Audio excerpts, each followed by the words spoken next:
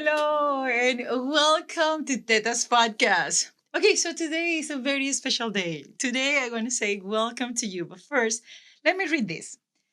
Love when you are not like it. Pray when you want to fight. And those who ground you, treat them right. She just recently posted this in her Instagram. This talk about the person she is, like driving to love, family, friends, community, advocacy. An amazing singer, but above all, an amazing person. For me, it's an honor to have here Katina Lane-Fomby. Well, Welcome. thank you. The pleasure is all mine, and thank you so much for having me. Thank you for being here. Yes, Thank you it's for my being pleasure. willing to share your story. You, since I met you, that like I entered this holiday beautiful event, and she was in the stage singing all along with your beautiful voice. And then after that, meet your story, know about you and how involved you are with the advocacy, and use your voice, your beautiful voice, not only for singing song, but for also tell your story as a powerful tool. It's Yes. just amazing. Well, thank you so much. Let's just start where we started. Sure. Let's I'm dig in excited. right away. Let's go. Diagnostic. Mhm. Tell us about what is your diagnostic and how everything started. Yeah, so I want to say it was late February. I had kind of noticed a what I thought was a pulled muscle under my right arm. And so I said, I'm going to give it a week or so. And then if it doesn't go away, I'm going to get an opinion, just in essence, to see what's going on. And so at the time, I was working for 3M as an HR manager in one of our manufacturing locations. And I went to the plant nurse. Her name was Catherine Pipcarn, and I will forever be grateful to Catherine Pipcarn because I said, Catherine, feel this and tell me what you think. She said, Katina, it feels like a lymph node. Go get it checked out. It was it under your arm? It was under my arm. They call it the tail of the breast. And so, I fast forward, I went to see my gynecologist. She felt the same thing. Then in turn, she sent me to the Virginia Piper How Cancer you feel? Institute. Like when you touch it, It how felt feel? like a pull muscle. It was only a half an inch. So the average person would have probably just missed it or wrote it off. And I had started lifting weight, so I thought I had pulled a muscle. And so typically pulled muscles don't last forever. And so that's why I said I'll give it about a week or so. And if it doesn't go away, then I'm going to, ask for an opinion to see exactly what it was. And nevertheless, my gynecologist sent me to the Virginia Piper Cancer Institute. And I had an ultrasound done on March 7th of 2014, which was a Friday I will never forget. And I remember laying on the table and the doctor said, I see two little spots. And I kind of knew then. And I remember that one little tear rolling out of my right eye. And so it made for a long weekend because, I went to the doctor on a Friday.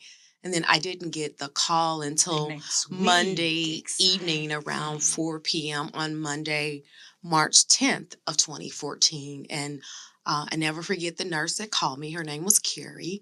And Carrie called and she said, Katina, how are you? And I says, well, I'm doing great, but it's all going to depend on what you tell me next. And so she says, well, Katina, it's infiltrating ductal carcinoma. And I said, Carrie, I'm a human resources professional. Can you put that in a language in which a kindergartner can understand? Translate that for me, Yes, basically. yes. And so she said, Katina, it's stage 2 breast cancer. There's a half an inch in your lymph node, and there was also a half an inch in your breast tissue. And so at that point, I always say for breast cancer, any cancer, it wasn't necessarily life changing, but it was definitely life altering because it was at that moment my life did somewhat change a little bit. And so then everything kind of went into fast gear after that. Of course. How was your initial feelings about like when everything, the diagnostic just start, this arrived? You tell me a part of like I know that was coming. Is because you have a family history of it? Is because what make you go right away there? Well, so I did the genetics test before I started my treatment. So even though my mom had breast cancer. Hers was not invasive. Mm. I had an aunt, and which were my mom's sisters, one aunt that died of breast cancer, but this was like in the 80s, late 80s, early And 90s. And then I had Madam an aunt Extreme. that also died of ovarian cancer. But my breast cancer was not genetics. I'm the last of seven children. I have two older sisters and four older brothers, and none of them, of course, have never been diagnosed with any form of cancer. And so Liver my problem. breast cancer was estrogen fed. So every Mm, test that I yes. did, I was estrogen positive all the way across. Oh, wow. But Hmm. what that make, because that is the same kind of cancer form, for me, myself, what I make is like, you think that it's easy to treatable in a way because we know exactly what the target is, that is estrogen. How was it the treatment and how was it the decision for the treatment? Like, it's so much like you have this diagnostic now, but now like what to do next? Like, do I cut my boob? Do I don't cut my boob? Do I cut part of my boob? Do Yes. I do pills? Do I do chemo, radiation? It's so much option. That how was it for you? That many options, and how you take your decision of what road to follow. Yeah. So I made my decision pretty much how I make all of my decisions. I prayed and I asked God. I never asked why me. I just asked God, you're I know you believe that you're going to heal me. You said that you were going to heal me, and I know that you're going to do just that. You said that if we ask anything in your name, in his name, Amen. that it will be done. And so for me, I just prayed. I asked God to put the right doctors, in my life that were going to help to heal me. I asked them to give the doctors wisdom. So, as far as what they would be advised to do regarding my journey. Yes. And so, it was like 2 days after they confirmed my diagnosis, I was meeting with a surgeon. And she kind of Oh wow, explained to me, it fast. was very quick. Yeah, it was Yes. very quick. She explained to me that, it was in the auxiliary node and that, it's a tough surgery only because most people, because when you're aggravating muscles and tissue, oftentimes you come on the other side of that, not having some feeling, in that arm. And so I don't have any feeling on the back side of my arm, but I'm Okay. grateful that I can still use my hand and use my arm. Yes. But as far as my treatment, so from meeting with the surgeon, I then met with an oncologist who told Okay. me that, hey, it's invasive, so we need to move quickly, and that I was going to have chemo, and it was going to be a four cocktail. So there was going to be two cocktails that were killing the cancer, and the other two were blocking the cancer. And then it was at that point he told me that I was going to lose my hair.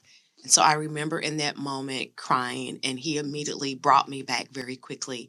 He says, "Look, we're trying to kill the cancer. Your hair will grow back." And I was so angry in that moment, and I looked at him and I says, "Yours didn't." I was angry, right? It's like, who are you to tell me my hair is going to grow back and yours Where's didn't? your hair? Exactly. Where's your hair? And so I started chemo treatment in April of 2014. So my first four rounds were very aggressive. They were 8 hours each. Katina. And so I journeyed through that. And then after four aggressive rounds, because his regimen or his recommendation was to let's do some chemo first to see if we can kill it. Then we do the surgery. So I did four aggressive rounds of Exactly. chemo. And so as on June 18th, I was declared cancer free. And so from there, then Wow. I did surgery, right? And so I Exactly. did the lumpectomy. Okay. Because after they did the genetics testing, that was the determination that if I Exactly. kept my breasts or if they removed them. So because it wasn't genetics, then Dr. Julie Grizzard, she was my surgeon and she was phenomenal. She recommended that, we don't see any reason to remove your breasts. So I did a lumpectomy. So in totality, I did 13 months of chemo. I did 6 weeks of radiation, 3 months of therapy because after the surgery, I was not able to not only kind of lift my arm, but it was tough to even move my arm. So I did 3 months of therapy. And then, of course, I had, and I still do, kind of battling some lymphedema in my right hand. But I always say no complaints, just thanks because I know so many people, that have lost their battle. And so I'm still here. So I'm grateful despite the scars, despite having a little lymphedema in my hand, I am still here. And that is in itself Mhm. is a act of is God give us that Yes, chance that to live it, to exactly. being here, because Mhm. I know, and of course it's something that you've been open about it, but you lost friends, closer Mhm. friends in this battle. And how is that feeling? You were explaining to me before we start recording Mhm. about that feeling of, in a way, like kind of guilt. Like, how, tell me more about that feeling and how you, because it sounds like you're an amazing and resilient person, how you navigate to these feelings of guiltiness when these things like this happen. Yeah, and for me, my purpose is not just about breast cancer. I'm very involved in the American Cancer Society because they touch all the colors of cancer. So back in 2018, in January 2018, I lost my stepbrother to stomach and esophageal cancer. So sorry, About Katina. 5 months later, my stepdad, I called him my dad, but my stepdad, which was his father, he was diagnosed with stage 4 bone cancer and he passed away in September of 2018. And then in November Katina. of 2018, I lost my nephew, which was my mother's oldest grandchild, to skin cancer. And so when I Katina. just think about that, and then just even more recently, I had a dear friend who, we went to church together and we were diagnosed, I think about 7 to 8 months apart. Her name was Latasha Branch. And on August 8th of 2025, which was my 10-year wedding anniversary, she passed away. And so Katina, for I'm me, so when I think sorry. about the Bible and the number eight, my husband and I chose to get married on August 8th because 8 represents new beginnings. And so, Mm, what has given me some comfort with her passing is that, God chose to call her home on August 8th. And so she got her mm, new beginning.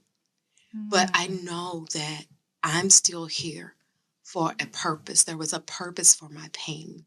And that was to be that advocate and to be an ambassador and build a even greater level of awareness for those that are being impacted by any color of cancer.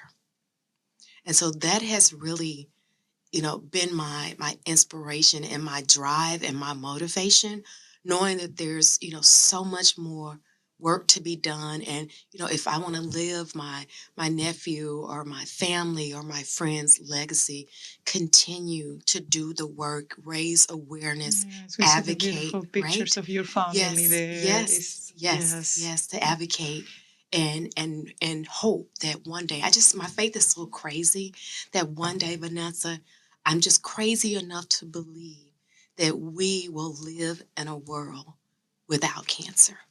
Amen. Hmm. Amen. Yes, Faith is something that is being so strong on you. yes, Faith is something that gives you that resilience. That yes. when I see you, I see Hmm. a strong woman, and not for the point of like not showing your vulnerable Hmm. areas, but for a Yes, point to strong enough, strong to be there and show up not just for yourself, but for the community, for your family, for your friends, for your advocacy, for others. yes. Tell me about your faith and how this faith is being like basically your pillar during all your life and all so many things that happen with you and your family. And I'm so sorry for all those lost. It's okay. We all have a time and a purpose to be on this earth. And I always tell people that how I ask the question, how will people remember Katina? Will they remember Katina as the human resources director? Will they remember Katina as the seventh child of Thelma Lane Gardner? Will they remember Katina as someone who sang, right? But I want people, I always talk about on my car, I have my license plate says True Diva. Now, most people think that True Diva is something prima donna. Well, it's not. So there's a book by Michelle McKinney Hammond called The Diva Principle. And it's a biblically, spiritually based motivational book. And she talks Wow. about how the true diva knows that it's not about her, but it's about the impact that she'll make and the legacy that she'll leave behind. That's the true diva, divine inspiration for a victorious attitude. Of So course. when I think about how God over and over and over and over again has kept me, healed me, provided for me, this breast cancer battle was not going to be anything different. He has a track record with me. He has proven time and time again that he is faithful. And so when I was diagnosed, I never asked God, why me? Mm. God said to me, just as I am talking to you, he says, my daughter, your faith has made you whole. Your faith, depending on the translation, has healed you. And so I said, God, well, if that's all I need is faith, you said the size of a mustard seed, if that's all I needed to be healed, then I am whole. Mm. And so God said, some people don't believe who I say that I am. And they're going to see me heal you. There's going to be some mountains and some valleys. He said, but even in the valleys, because you will go through some valleys, that I am going to be with you. And they're going to see that I am going to heal you. And they will know that it was nobody but me, nobody but God that did it. And so, how can I not be grateful? How can I not have hope? My faith went off the charts. I had faith before breast cancer.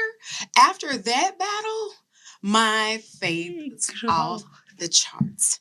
And so even though there's some days where people always say, oh, today's not a good day. Today is a bad day. And I always say, every day is a good day. Some days are just better than others. And so I try not to complain. I try to be grateful. I try to channel that negative energy into something positive. So that's why I'm so passionate about what I do. That's why I'm so grateful that God even allowed our lives to pass.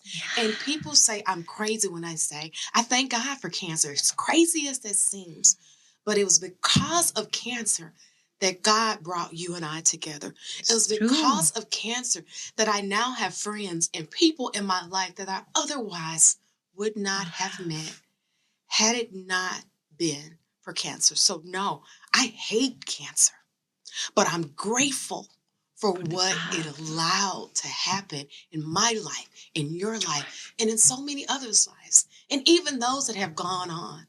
My friend Latasha, she fought to the end. Her faith never wavered. My dad, my nephew, other family members that have made that cancer battle, it wasn't because they gave up. It was because their work on this side was done. And so the only reason that God has kept me, not because I'm so kind and because I may be beautiful or because I've been so good, is because there's yet more work for me to do. That And is so I'm just being that powerful. vessel. And I'm Powerful grateful way to that God think. has allowed me to be a vessel, to be that advocate, to be that spokesperson in any way, shape, form, or fashion that I can. And again, I'm just crazy enough to believe that I'm just Amen. imagining one day Amen. a world without cancer. Amen. You know what is Yes. something interesting in my journey when I go through? It's been everything so recently, and when I was going through, like in the eye of the hurricane, something that I pray a lot is like, God, let me be your tool. Let me be your instrument.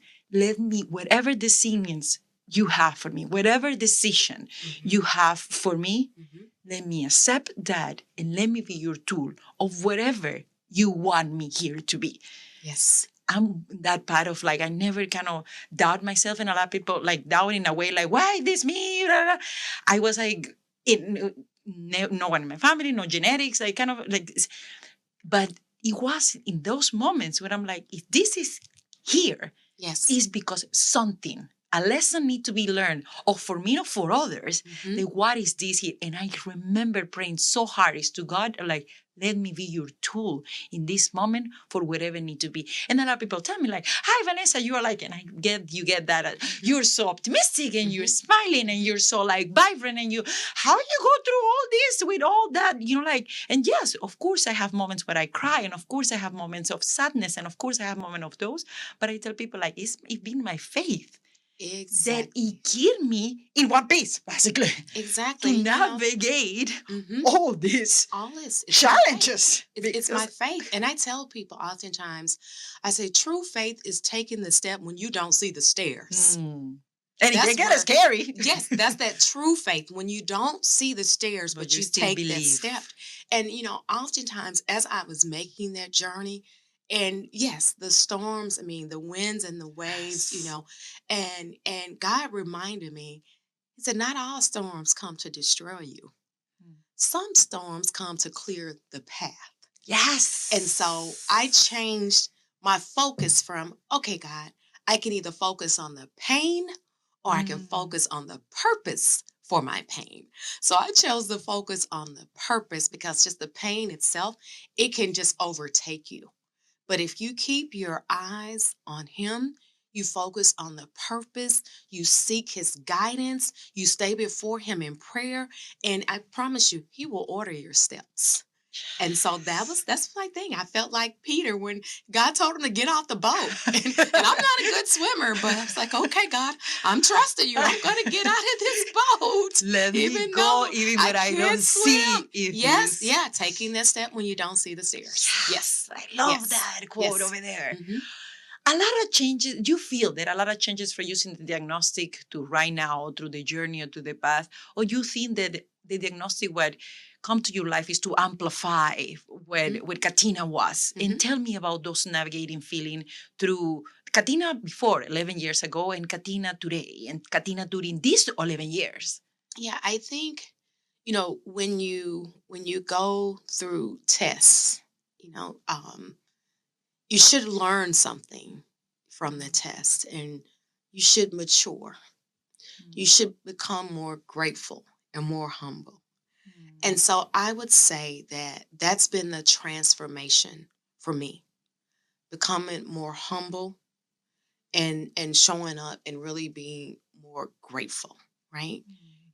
Humility takes the focus off of you and it puts the focus on others. And I've always been somewhat humble, but when I look at my life, despite the cancer diagnosis and some things like that, God has been good to me. God has been really good to me. And when I thought about my family, I have two older sisters and two older brothers, and oftentimes cancer can be genetics, but as I stated, mine was not. And I said to God, God, I'm the youngest of seven. And if it had to be, I'm thankful that it had to be me Oh. and not my older brothers or my older sisters. And so I would just say that through this journey, my faith has definitely increased. It's off the charts, as I stated. I try to really be humble about everything. The Bible says, in everything, give thanks.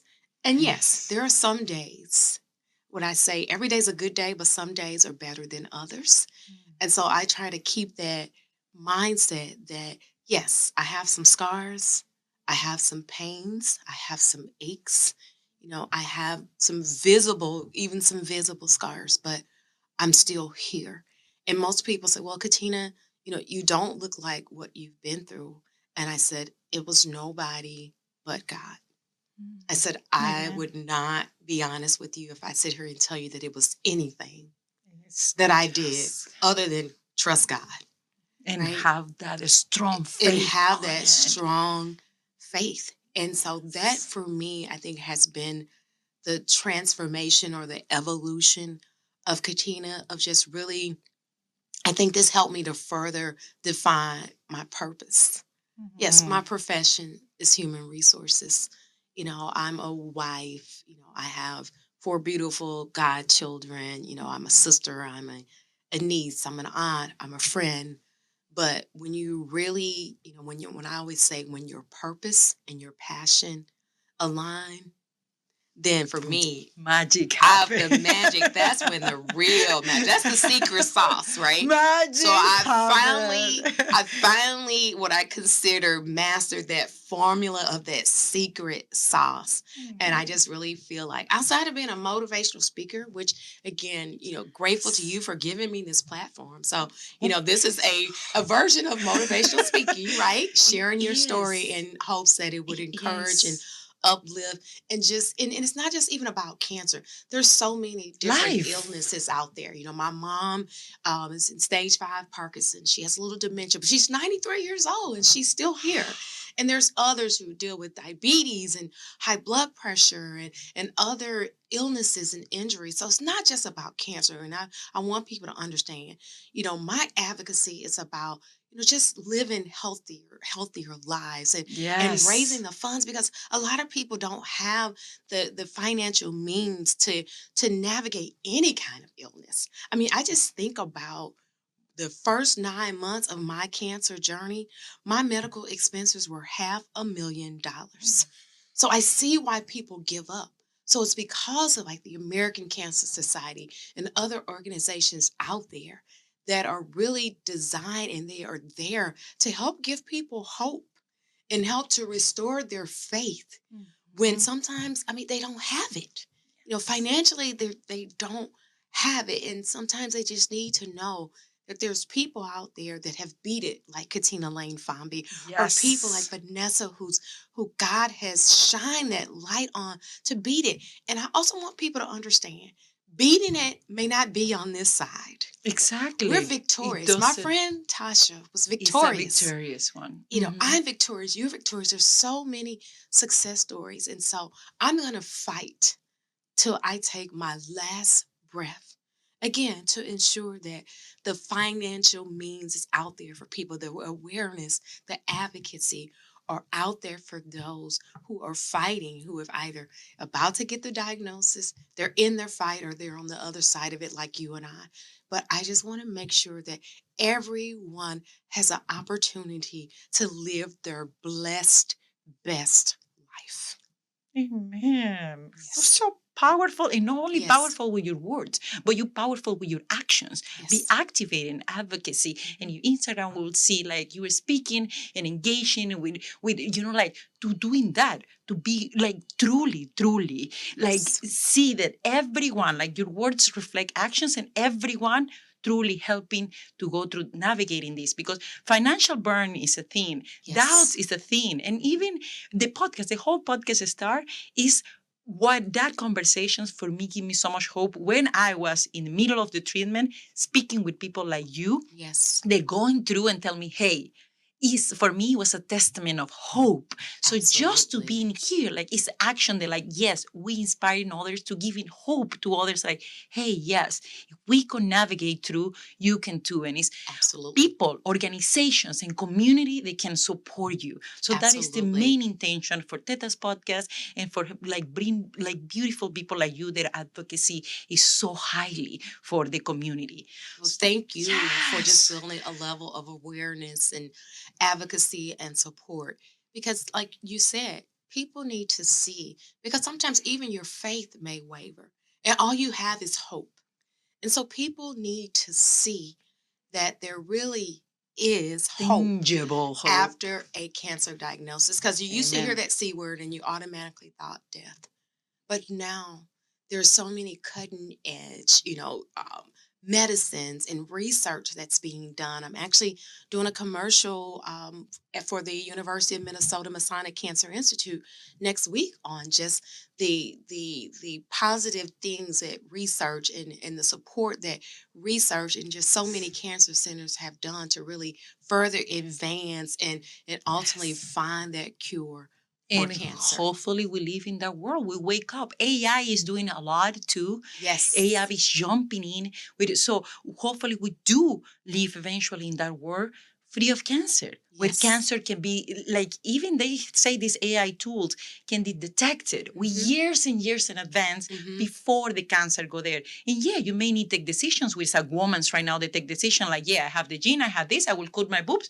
That's it. Like, not that's it, but it's a big major thing. But before the whole cancer arrive, so Yes. it's so many that can be done, and Exactly. like having faith and supporting these researchers that are truly into this, into fighting, into like make it to that point of cancer free.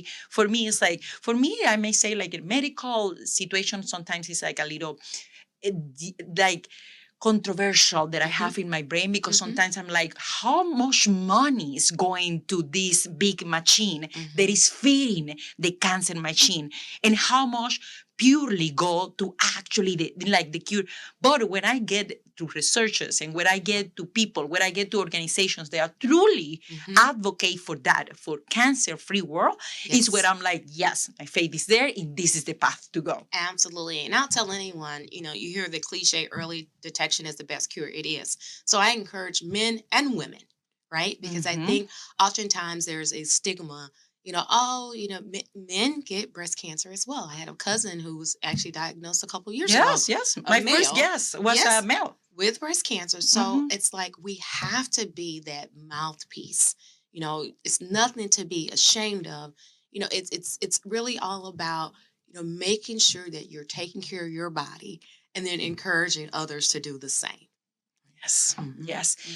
Something that I wanna like, and I want you to look to the camera and Okay. say it is something people, or something that you're graceful for, like something that you literally go the line to thanks Yeah. and tribute for you being here today, for your Yes. journey, for if it's anything and everything. And Yes. I want like you, I encourage you to look to the camera and say Yes. thank you to all that make you, Katina, be here today. Yes. So first and foremost, I am grateful to God. Everyone knows that I have a strong faith, and it was nothing but the grace of God, and by the grace of God that I am still here. So all my praise, my thanks, my glory, my hallelujahs belong to God. And then my mom, Thelma Lane, my family, my husband Christopher. I have some great friends that have been with me and were there with me in the beginning. My great friend Delara Jones, and my best friend Letitia Watson, and another great friend who went to chemo treatments with me, Valerie Timms. And just I couldn't just I mean, there's just so many people that I am grateful for. But then I would also say, I had a really great praying church family and praying family. And then, but last but definitely not least, I have an amazing oncologist. Mm. Dr. Ann Blades has been an heaven sent. She heals with her heart. And when I tell you, she has been with me every step of the way. And so I would say to anyone, make sure that you have a doctor that it's about healing from their hearts and not just in it for the money, Mm. because that makes a huge difference. And so, like I said, I'm just grateful for so many, like I said, that I drove the bus, but there were a lot of people Mm. on that bus with me. And then, lastly, as I mentioned, I lost a lot of family members, but I really wanted to pay tribute to my pink sister, Latasha Branch, who lost her battle with breast cancer on August 8th of 2025. And so I just hope that what I've shared, would definitely encourage others to be an advocate and to, raise funds and do whatever you can to one day, put an end to this mean disease. I have Yes. goosebumps, Katina. Yeah. You are amazing. Yes.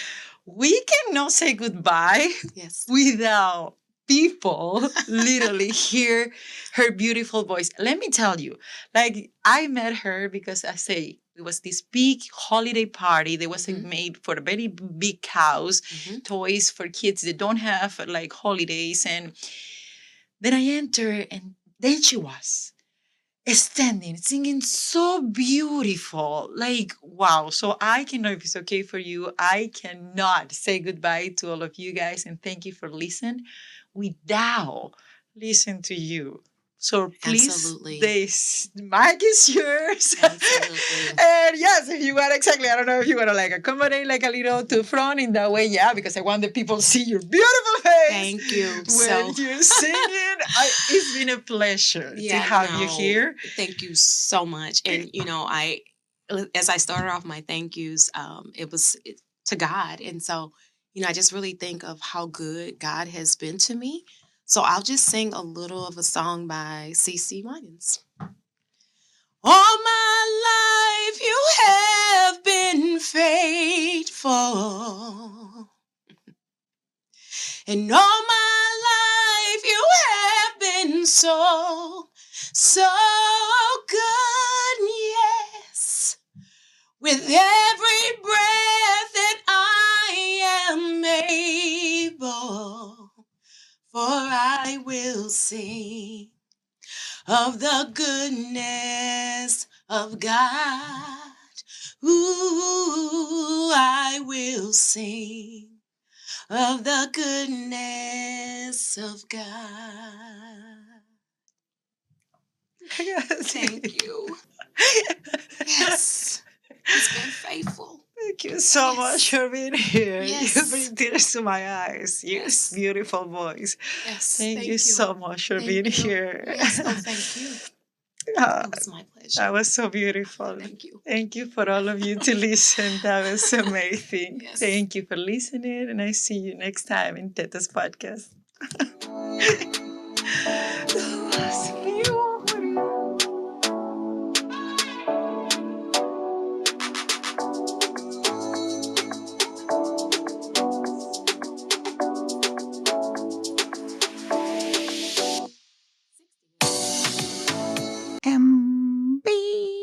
MBC. No relation to NBC.